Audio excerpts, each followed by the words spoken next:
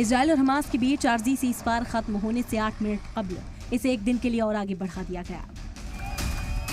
आर्जी ceasefire के तहत Hamas हर दिन 10 बंधकों को आजाद करेगा। इसके बदले में इजराइल 30 फिलिस्तीनी कैदियों को रिहा करेगा। टाइम्स ऑफ इजराइल के मुताबिक सीज़फायर के छठे दिन हमास ने 5 बच्चों समेत कुल 16 बंधकों को आजाद किया।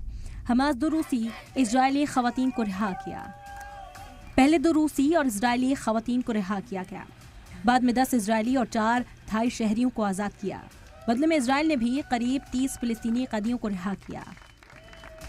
जंग शुरू होने के कुछ ही मिनटों पहले सीज़फायर आगे बढ़ा दिया गया। इस बीच हमास और इजराइल के बीच अदला बदली का दौर जारी है। हमास हर 30 फिलिस्तीनी कैदियों की रिहाई के बदले 10 इजरायली बंधकों को रिहा कर रहा है। अब भी हमास के पास इजराइल के काफी बंधक बाकी हैं। कयास लग रहे हैं कि इस बीच इजराइल पर इंटरनेशनल दबाव बन रहा होगा कि वो हमास पर हमले बंद करके पूरी तरह से सीज़फायर कर दे। इजराइल पर इंटरनेशनल के साथ साथ घरेलू दबाव भी है कि वो बंधकों को छुड़ाए, भले ही इसके लिए उसे गाजा से अपने कदम पीछे हटाने पड़े। सीज़फायर के पहले ही दिन तेल अवीव में हजारों की भीड़ जमा हुई, जो सरकार को तरजीही तौर पर ये करने की हिदायत दे रही है।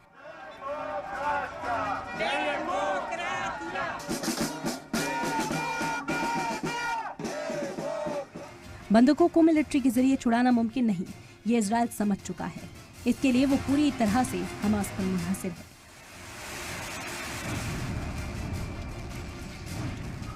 वहीं सीज़फायर के हर दिन के साथ हमास ताकतवर होगा, इसके भी आसार नजर आ रहे हैं।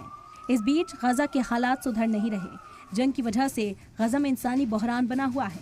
यहाँ लोगों के पास रहने को घर नहीं है। लोग सड़कों पर सोने को मजबूर हैं। खाना पीना भी मुश्किल हो रहा है।